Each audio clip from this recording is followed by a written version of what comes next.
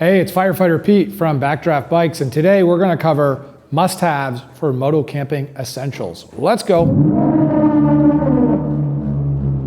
So as you know, I love to moto camp and I love to saddle up and bring whatever I can fit onto my bike, but I've really refined my list over the last couple years, especially this past year. I've done a few trips that really space was limited, and I'll show you one of the reasons why. As you may have seen in some of my videos, this is my new Harley Davidson Road Glide 2021, and I like it because it's sporty, but that does limit how much stuff you can carry. I've limited it down to a dry pack and what I can fit in the 2 saddlebags. And I want to go through with you what I have in here so when you're camping, you won't overpack, you'll have just what you need. And one of the issues you run into when you're camping is you bring way too much stuff, like too much clothes, too much food, and too much stuff that you never even take out of the bags. Let's unpack this and go through it. The #1 moto camp accessory that you have to have. Oh, and by the way, I should start this video out by saying I'm not getting paid by any of these people to make this video.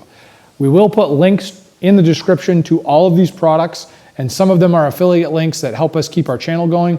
But these are tested and true products that I use myself. Like I was saying, the #1 first accessory you need to have is rock straps. This is a rock strap. And all this is a one-sided bungee cord that is cinchable and adjustable and has a loop, and it fits down onto all types of things on your motorcycle. Basically, they are the best accessory that I have found for lashing anything down. They're so much safer than a bungee cord. One side is adjustable, you get it about 50%.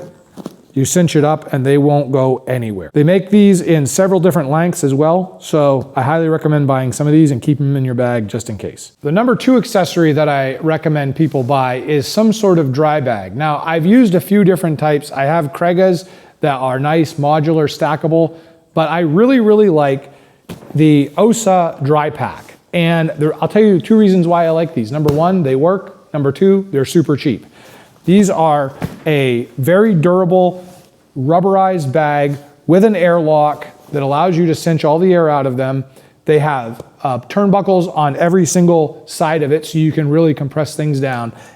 And there's a handy handle for carrying them once you get to the site. So the way that I do this is I take all of the tent and bedding area and I keep them in this dry pack because I want to keep this stuff as dry as possible if I get caught in some rain showers, and that frequently happens. First, my tent. I love the Big Angus tents. These are the best tents that I've ever used. I have a review on this one. This is the Blackfly Hotel. It's a 3-person. If I were gonna rebuy this again, I would just go with the 2-person because it would make it a little smaller. They might make a bike packing tent, which means the poles compress down even further so that you can put it right in your saddlebags. But this is a wonderful tent and an excellent form factor. The second thing that I enjoy, and this is a huge creature comfort, is a Thermarest self-inflatable mattress. You can get smaller ones than this one, but I like the full-size one, and this one's the luxury edition, which is a little bit softer. The next must-have accessory, which I put in this because it's easy to carry, is some sort of hatchet that can serve as a multi-tool. Campfires are a big deal when you're camping and you get wet and you need to dry things off. And I enjoy, this is a Gerber. Again, we'll throw this down in the description. I love this axe because it is very utilitarian. It's got a nice point for splitting. It's got a very flat, easy to use back for hammering in the tent stakes and whatever else you have to do. Cinches up with a nice Velcro cover. There's even storage in the handle that has some paracord and you can put matches, and it is dry. It has O-rings. Yeah, also if anybody sneaks onto your campsite in the middle of the night, you need to take care of them Uncle Buck style. You never know when you're gonna need it. Not to kill, no, just to maim. Here it is. Come on over. Come on, I want to show it to you. Maybe later. I use upgraded tent stakes, the cheap standard metal ones that come with the actual tent bag sometimes don't perform as well. So I like to go with the titanium style that are lighter weight and can take a little bit more of a pounding.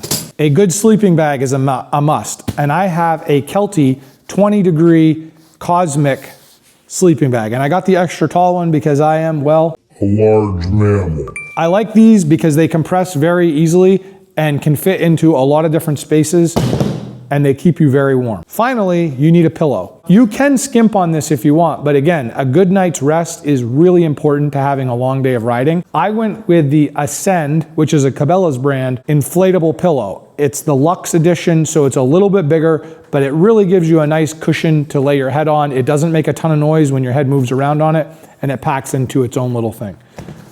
That's it for the bedding tent side of things. Let me take you to the other must-haves when you're camping. A chair is something that is really helpful if you've been riding all day and you end up primitive camping and you're not on a campsite with a picnic table. If you're just sticking to state parks, you don't need to bring this with you, but if you find yourself, again, just camping where you can camp, you need to have a chair. And this is a Helinox or Helinox, however you want to say it. This is their smallest chair.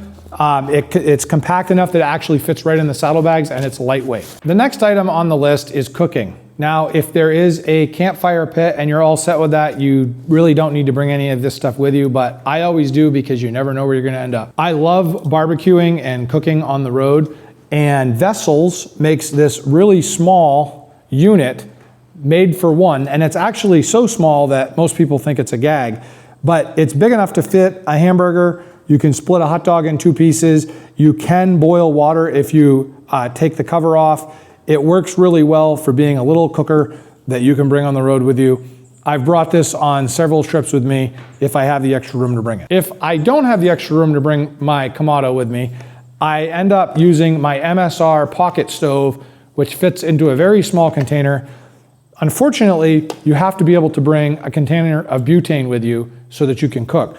And by the time you're done with that, it is a little smaller than me bringing my charcoal grill with me, but the charcoal grill is just fun. You do have to have a way to cook when you're on the road, and I have a compact set here that has a pan, a cover for the pan that doubles as a bowl, and some utensils that go fold up inside of it. This was just a very inexpensive set from Amazon, and I will throw the link down in the description for you. This is an absolute lifesaver. When you're tenting and it's hot, this is a fan that fits on the top of your tent inside, and you basically just turn it on and it will run, and it has different speeds. It comes with a little remote control, but there's a push button on the side that allows you to change the speed, and it actually works pretty good. It's rechargeable by USB-C, so I can charge it right off my motorcycle when I'm going down the road. This is an absolute lifesaver when it's hot outside. I can't imagine tenting without this. I bring a small microfiber towel that is collapsible and fast drying, and it comes in its own little container. This is made by Rainleaf. These are very inexpensive, again, from Amazon. I've had great success with these because you can dry off, towel off, hang this up in the sun, and it's dry in like 5 minutes. And it packs down nearly to nothing. One final thing that I bring with me camping is my DeWalt batteries. And I opt for a 9 amp hour or larger battery. They make a few. One of these charged has quite a bit of juice in it.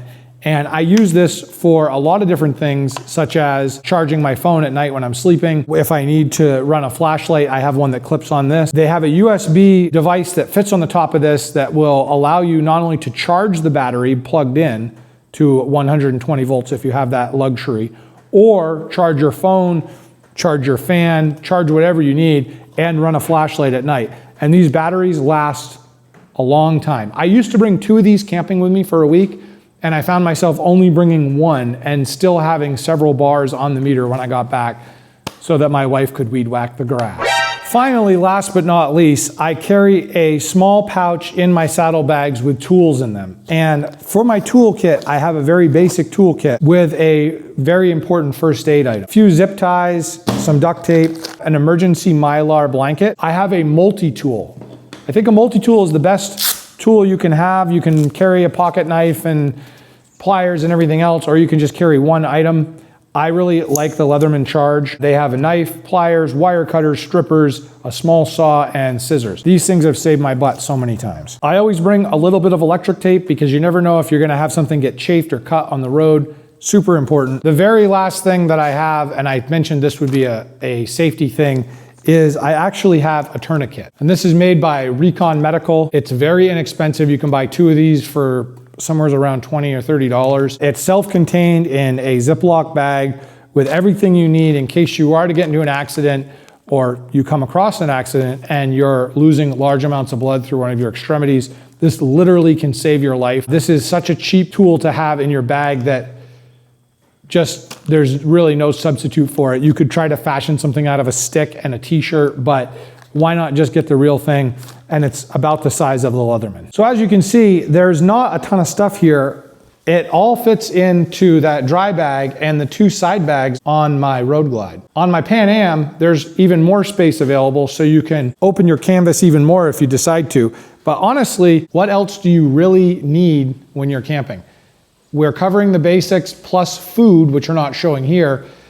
You don't need much. Don't overthink it, don't overpack, enjoy the ride, that's why you're out there. Thanks for tuning in on this video. Hope you found it was helpful. If we missed something, chuck it in the comments and let us know that we're idiots, and we'll include it on the next video. Until next time, everybody, ride safe.